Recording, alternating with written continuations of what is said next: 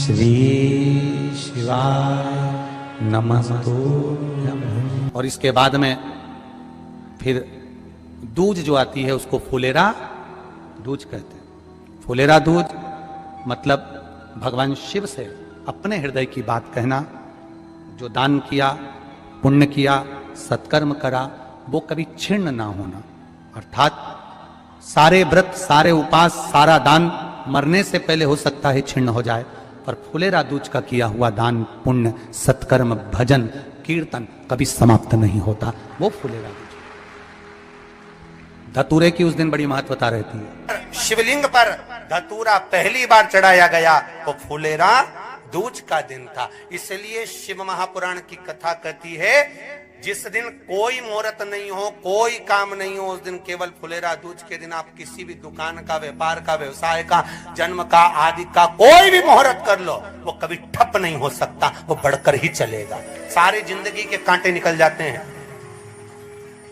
सारी जिंदगी के कांटे समाप्त हो जाते हैं फुलेरा दूज। कहते हैं दुनिया में सब दिन का दान, सब दिन का पुण्य समाप्त हो सकता है, और फुलेरा दूज का दान, पुण्य, सत्कर्म, भजन, कीर्तन, नाम स्मरण समाप्त नहीं हो। जो दुकान, जो व्यापार, जो व्यवसाय,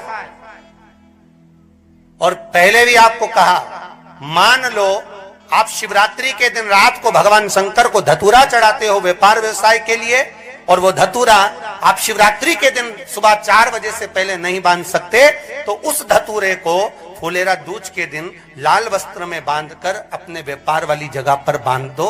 जीवन में कभी व्यापार नीचे नहीं जाएगा, बढ़ता ही चला जाएगा। और उनके लिए भी निवेदन करूंगा जिनके यहाँ कर्जा बहुत है, बहुत कर्जा है, चूक ही नहीं रहा, पैसा ही नहीं रहा, व्यापार चले तो कर्जा चूके, उनके लिए भी निवेदन करूंगा। एक धतूरा बेलपत्री के पेड़ के नीचे शिवलिंग का निर्माण कर कर फुलेरा दूज के दिन उस धतूरे को अपनी कामना कर कर हल्दी में भिंगोकर उसको भगवान शंकर को समर्पित कर दीजिए, अपनी कामना कर कर। उसी हल्दी की एक बिंदी अपने साथ में रुमाल में लगाकर अपने व्यापार व्यवसाय की जगह पर लेकर जाइए। कर्जा धीरे धीरे धीरे धीरे जब चूकेगा, जब लक्ष्मी आएगी, तो लक्ष्मी की वृद्धि भी वो करता महाराज। ये फुलेरा दूज के उपाय। जब कर आ जाते हो, अचानक गिर जाते हो, हापड़ी भराने लगती हो थोड़ा सा चलने पर, श्वास फूल जाती हो ज्यादा चढ़ने पर, उनके लिए विशेष है कि धतूरे की जड़ को, धतूरे का जो फल होता है उसकी जड़ महाराज निकाल कर, धोकर, उसको घिस कर शंकर भगवान पर उसका लेपन कर दीजिए। थोड़ी सी जड़ शिव जी पर चढ़ा दीजिए फुलेरा दूज के दिन। उस जड़ को पानी चढ़ाकर वापिस लेकर आ जाइए। जो मिर्गी का मरीज होता है, जिसको दमे की शिकायत होती है, श्वास की होती है, चलने में हापड़ी भरा जाती हो, फुलेरा दूज के दिन दोपहर के समय पर उसको वो जड़ केवल 3 या 4 बार सुगंध में सुंगा दी जाती है, तो मिर्गी की बीमारी समाप्त हो जाती है, और जिसको दमा श्वास फूलता है उसको भी आराम लग जाता है। फुलेरा दूज के दिन उसके लिए नित्य आनंद का सुख दे जाती है। और भी ध्यान दें, जिसको बहुत भारी बीमारी हो, डॉक्टर कह रहे हैं कि ऑपरेशन की जरूरत है, ऑपरेशन कराना पड़ेगा, गांठ हो गई है, ये हो गया है, वो हो गया है, निवेदन है एक धतूरा फुलेरा दूज के दिन भगवान शंकर के शिवलिंग पर समर्पित करें, और 5 बेलपत्र नंदीश्वर भगवान पर अर्थात भगवान नंदी पर समर्पित करें। जीवन में कितनी बड़ी भी बीमारी होगी वो आगे नहीं बढ़ सकती, ऑपरेशन की जरूरत नहीं पड़ सकती, वो केवल फुलेरा दूज पर हो। मौका मिला है, आनंद से। धतूरा होता है विषैला। कैसा होता है? विषैला, बहुत विष होता है धतूरे के अंदर।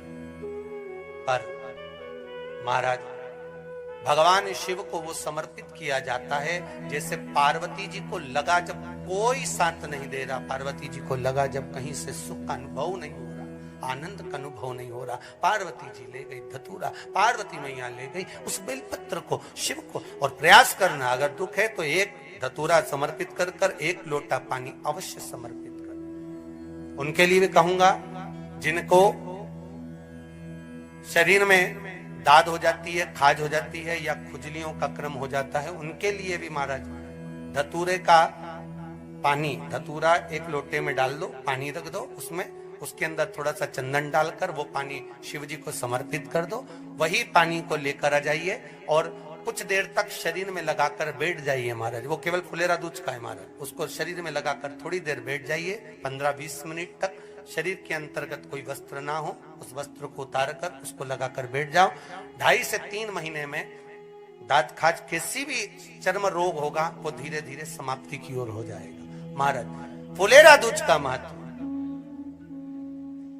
शास्त्र कहता है, भले इसको छुपा कर रखा गया हो शास्त्रों के अनुसार, पर इसकी महत्वता। जिन लड़का और लड़की का विवाह नहीं हो रहा है, विवाह के लिए बहुत परेशान हो गए, उनके लिए भी 5 बेलपत्र, 1 धतूरा, 5 शमी पत्र अशोक सुंदरी वाले स्थान पर, चाहे मंगल हो, चाहे राहु हो, चाहे केतु हो, सारे ग्रह भले अनुकूल है नहीं है, प्रतिकूल है नहीं है, वो अपने अनुसार उसको लेकर शमी पत्र, बेलपत्र और धतूरा हाथ की हथेली में रखकर, जिसका मंगल विवाह नहीं हो रहा, बहुत कष्टप्रद है, हाथ में रखकर अशोक सुंदरी का स्थान सबको मालूम है ना, भगवान शंकर की जलाधारी पर शिवलिंग, पार्वती जी का हस्त कमल, जहां से चरण जल नीचे जाता है, राइट भाग गणेश जी का स्थान, लेफ्ट भाग कार्तिकेय का स्थान।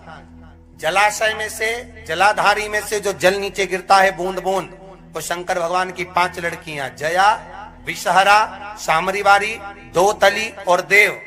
शंकर जी की 1 लड़की और अशोक सुंदरी 6 नंबर की, उसका स्थान, इन पानी जो जाता है उसके बीच में जो मोटी सी लाइन होती है, उस मोटी सी लाइन पर जो स्थान है वो अशोक सुंदरी का स्थान है। किसका स्थान है? अशोक सुंदरी। शंकर भगवान का संपूर्ण परिवार, जलाधारी माता पार्वती जी का हस्तकमल, चरण, राइट में गणेश जी, लेफ्ट में कार्तिकेय जी, बीच में अशोक सुंदरी, और ऊपर से जो 1-1 बूंद पानी गिरा रहा है वो है शंकर भगवान की 5 लड़कियां, जया, विषहरा, शामरीवारी, दोतली और देव। शिव की 5। तो जिनका विवाह नहीं हो रहा, अशोक सुंदरी वाली जगह पर हाथ में लेकर वो धतूरे के साथ शमी पत्र, बेलपत्र समर्पित करें और बाबा से निवेदन करें, बाबा आपकी कामना पूर्ण, फुलेरा दूज करें।